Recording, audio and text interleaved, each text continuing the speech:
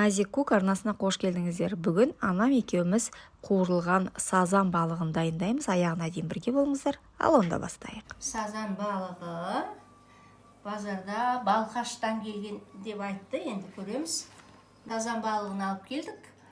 Мынандай кесіп, тазалап берді өздері. Енді ары қарай жасаймыз. Ары қарай кесеміз қазір. Жудыңыз ба, мама? Жудым. Алып тастаймыз. Плавник.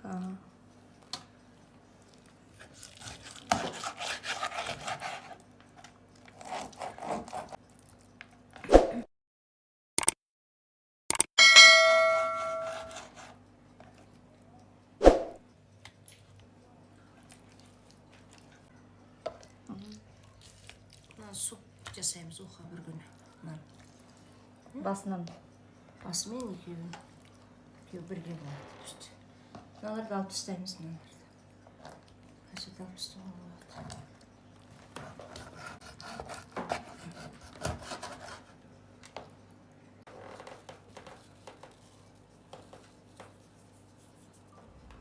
Балықты тұздаймыз.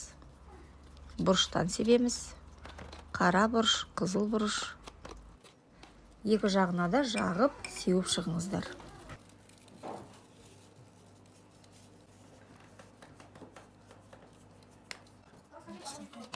Балықтың тұзы мен бұрышы сіңгенше жарты сағаттай қойып қоямыз. Қуырғанға дейін.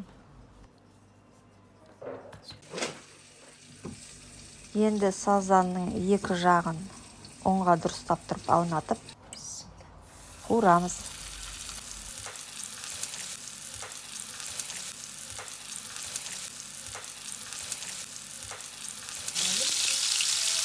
Орташа отта сарғайғанша қуырыңыз.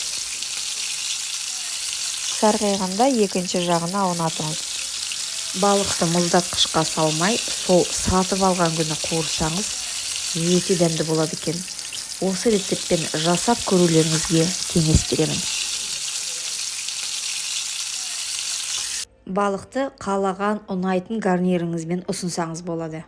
Егер рецепт ұнаса, арнамды қолдап тіркеліп кетіңіздер, лайк басыңыздар, пікір қалдырыңыздар. Сонда менің жаңа рецепттерімді жіберіп алмайсыздар. Аяғына дейін назарлағаныңыз үшін рахмет. Астарыңыз дәмді болсын.